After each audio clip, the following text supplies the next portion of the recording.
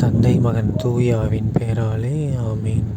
Mark எழுதின நற்செய்தியிலிருந்து வாசகம். அதிகாரம் 10, இறை வசனங்கள் 17 முதல் 27 முடிய.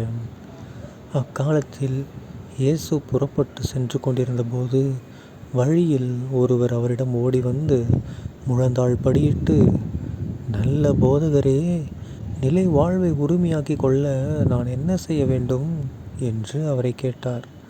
அதற்கு இயேசு அவரிடம், நான் நல்லவன் என ஏன் சொல்கிறீர்?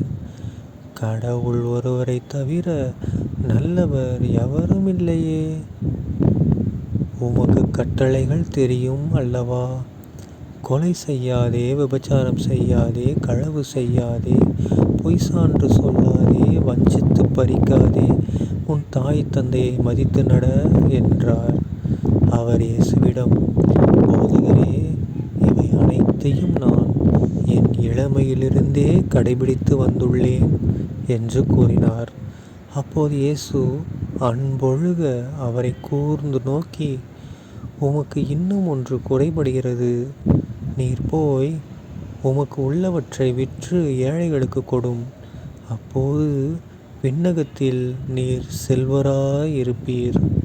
பின்பு வந்து என்னை பின்பற்றும் என்று அவரிடம் கூறினார்.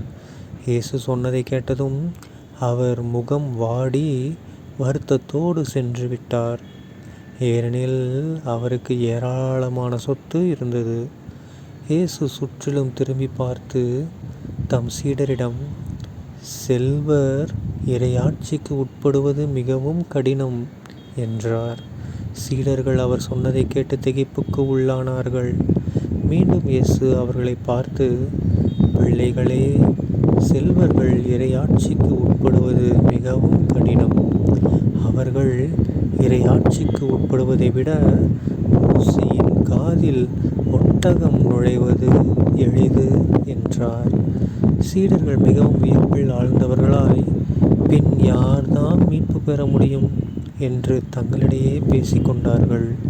இயேசு அவர்களை கூர்ந்து நோக்கி, மனிதரால் இது இயலாது, ஆனால் கடவுளுக்கு அப்படி அல்ல. கடவுளால் எல்லாம் இயலும் என்றார். ஆண்டவரின் அருள்வாக்கு. கிறிஸ்துவே உமக்கு புகழ். அன்பான சகோதரர்களே, இன்று பொதுக்காலம் 8ஆம் வாரம் மே மாதம் 27ஆம் தேதி 2024ஆம் வருடம் திங்கட்கிழமை. இன்று என் செய்தியில் பாருங்கள், நம்ம இயேசு கிறிஸ்து ஆண்டவர் சூப்பராக நம்ம எல்லாருக்கும் தெரிஞ்ச ஒரு ஓமை மூலமாக ஒரு மிகப்பெரிய விஷயத்தை எடுத்துரைக்கிறாரு. அது மட்டும் இல்லாமல் இதில் நிறைய மறைபொருள் மறைந்திருக்கு. ஓகேங்களா? அதில் ஒன்று ரெண்டு நமக்கு தெரியுது, இன்னும் நிறைய கூட இருக்கலாம். நமக்கு தெரிந்த விஷயத்தை மட்டும் நம்ம பார்ப்போம். ஸோ இன்றைய ஓமை என்ன சொல்லியிருக்காரு? ஊசியின் காதில் ஒட்டகம் நுழையிறது. ஓகேங்களா? ஊசியோட காதில் ஒட்டகம் நுழையுமா? முடியாது. ஒரு வேளை நுழைஞ்சாலும் கூட, ஆனால் விண்ணகத்தின் வாயிலில் நுழைய முடியாது. இது எப்படி முடியாத சாத்தியமோ அந்த மாதிரி பணக்காரங்களாக இருந்தால் விண்ணக வாயிலில் நுழைய முடியாது அப்படின்னு சொல்கிறார். ஏன்னா நீ பணக்காரனாக இருக்க அப்படின்னா என்ன அர்த்தம்? உனக்கு இருக்கிறத சேர்த்து வைக்கிற, ஏழைகளுக்கு நீ கொடுக்கறதில்ல. சேர்த்து வச்சின்னா தான் உனக்கு நீ பணக்காரனாக இருப்ப. கொடுத்துட்டே இருந்தீங்கன்னா நீ பணக்காரனாக இருப்பியா? இல்லை. ஸோ நீ யாருக்கும் தான தர்மம் பண்ணல, காசை சேர்த்து வச்சுட்டே இருந்திருக்கிற. ஓகேங்களா? நல்லது தான தர்மம் பண்ணாமல் விட்டனால கண்டிப்பாக என்ன நடக்காது? விண்ணக வாழ்க்கை கிடைக்காது. ஓகேங்களா? அண்டு இதில் இன்னொரு விஷயம் என்ன அப்படின்னா, நீங்கள் கொடுக்கணும். எந்த அளவுக்கு ஏழைகளுக்கு நம்ம உதவி செய்கிறோமோ அந்த அளவுக்கு என்ன நடக்குமா? விண்ணகத்தில் நம்ம செல்வராகிட்டே போவோம். ஓகேங்களா? ஏன்னா மண்ணக வாழ்க்கை வேறு, விண்ணக வாழ்க்கை வேறு. மண்ணக வாழ்க்கையில் நீ ஹாப்பியாக இருக்கிற அப்படின்னா நீ உலக சார்ந்த விஷயத்தில் கவனம் செலுத்திகிட்ருக்க, உலக சார்ந்த விஷயத்தை தான் நீ நம்பிகிட்டு இருக்க அப்படின்னு அர்த்தம்.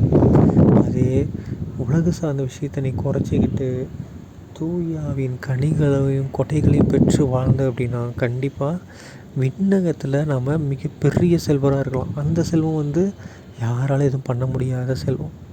சரிங்களா? அது மட்டும் இல்லாமல் இன்னொரு விஷயம் என்ன சொல்கிறாரு அப்படின்னா, அப்போ யார் தான் விண்ணகத்துக்கு போக முடியும் அப்படிங்கிற கேள்விக்கு ஏசப்பா சூப்பராக ஒரு பதில் சொல்கிறாரு. என்ன சொல்கிறாரு, மனிதரால் இது இயலாது அப்படின்ட்டார். ஓகேங்களா? அப்போ நம்ம விண்ணகத்தை போக முடியாதா அப்படின்னு நம்ம நினைக்கக்கூடாது.